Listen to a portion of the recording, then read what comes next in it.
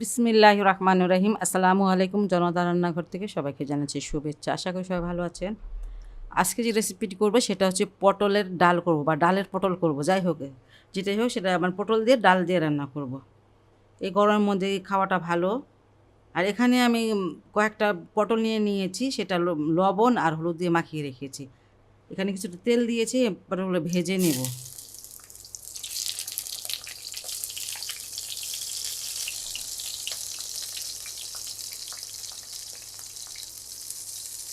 পটলগুলো আমার ভাজা হয়ে গেছে, দুনো দিকে আমি উল্টে পাল্টে ভেজে নিয়েছি।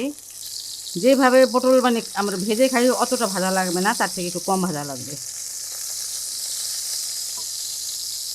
কারণ এটা ডাল দিয়ে রান্না করব তো একটু কম ভাজলেই ভালো হয়।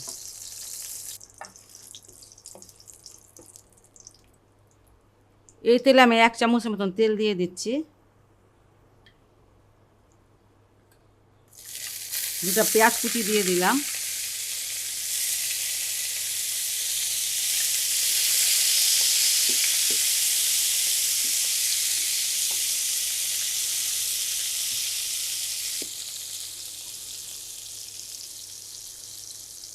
ছয় সাত কোয়া রসুন একটু নিয়েছি, সেটা দিয়ে দিচ্ছি।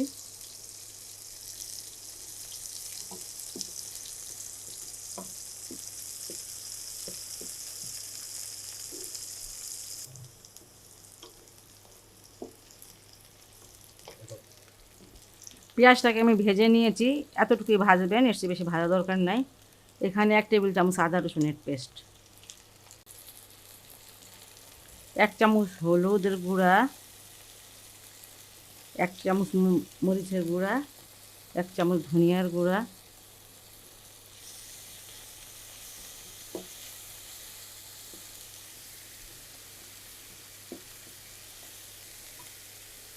অল্প একটু পানি দিয়ে দিচ্ছি, মশলাটা পুড়ে না যেন যায়।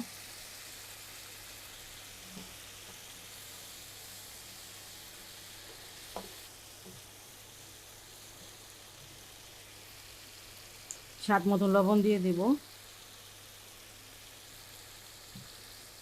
এই ডালটা কিন্তু বেশি একটু ঘন হয়।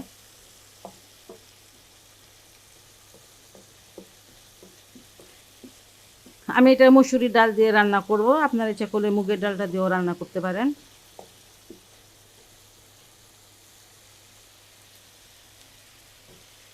এখানে আমি 250 গ্রাম ডাল নিয়ে নিয়েছি, এটা বেশ কিছুক্ষণ আগে আমি পরিষ্কার করে ধুয়ে নিয়েছিলাম, এই জন্য ফুলে ফুলে বড় বড় হয়ে গেছে।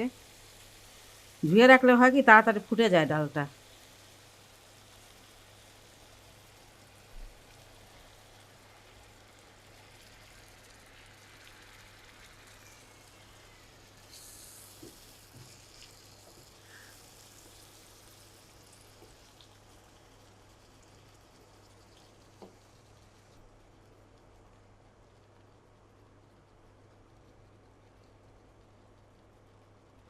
আমি ডালটাকে ঢেকে দিলাম, ভালো করে কষিয়ে নিব যাতে অর্ধেকটা ফুটে যায়।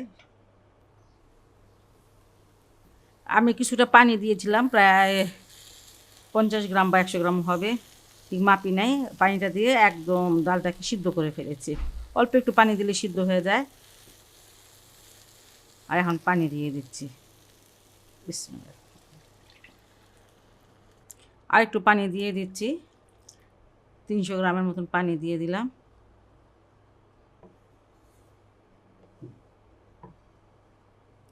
এখানে আমি টমেটো দিয়ে দেবো, একটার থেকে একটু বেশি আছে, এভাবে কেটে নিয়েছি। পানিটাও দিয়ে দিলাম টমেটোরে।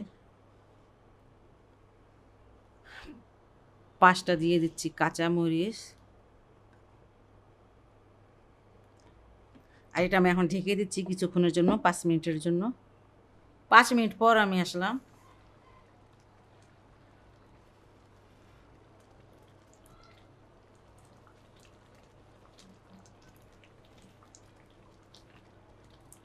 ডালটা বেশ ঘন হয়ে গেছে।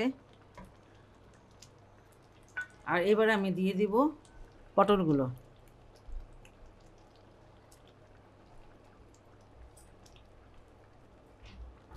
এখানে 1 চামচ ভাজা জিরার গুঁড়ো আছে, সেটা দিব।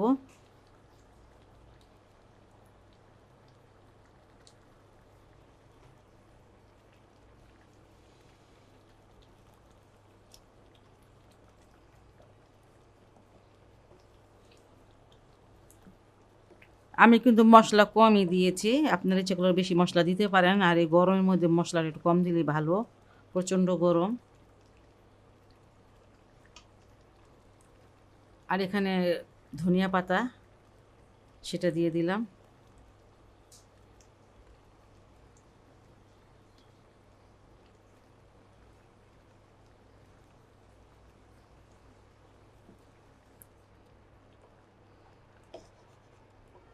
আমি ডালটাকে প্রায় 6 7 7 8 মিনিট কষিয়ে নিয়েছিলাম, তারপর 5 মিনিট ঢেকে রাখলাম, আবারও এখন 5 6 মিনিট ঢেকে রাখবো যাতে পটলটা গলে যায় একদম। প্রায় 6 7 মিনিট পর আমি আসলাম, ডালটা আমার হয়ে গেছে। খুব সুন্দর একটা কিন্তু ঘ্রাণ বের হয়েছে।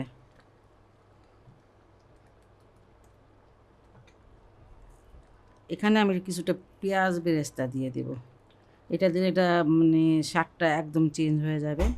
হয়ে গেল আমার ডালটা রান্না, অনেক টেস্টি একটা ডাল রান্না। এই গরমের মধ্যে কিন্তু আপনারা এরকম করে ডাল রান্না করে খেতে পারেন, অসাধারণ মজা লাগে। আর আমার বাসায় এটা সবাই পছন্দ করে। যাই হোক, যদি আমার এই রেসিপিটা আপনাদের ভালো লাগে তাহলে বাসায় অবশ্যই ট্রাই করবেন। আর আমার চ্যানেলকে লাইক করবেন, সাবস্ক্রাইব করবেন। সবাই ভালো থাকুন, সুস্থ থাকুন, নিরাপদে থাকুন, এই দোয়া করি। আল্লাহ হাফেজ।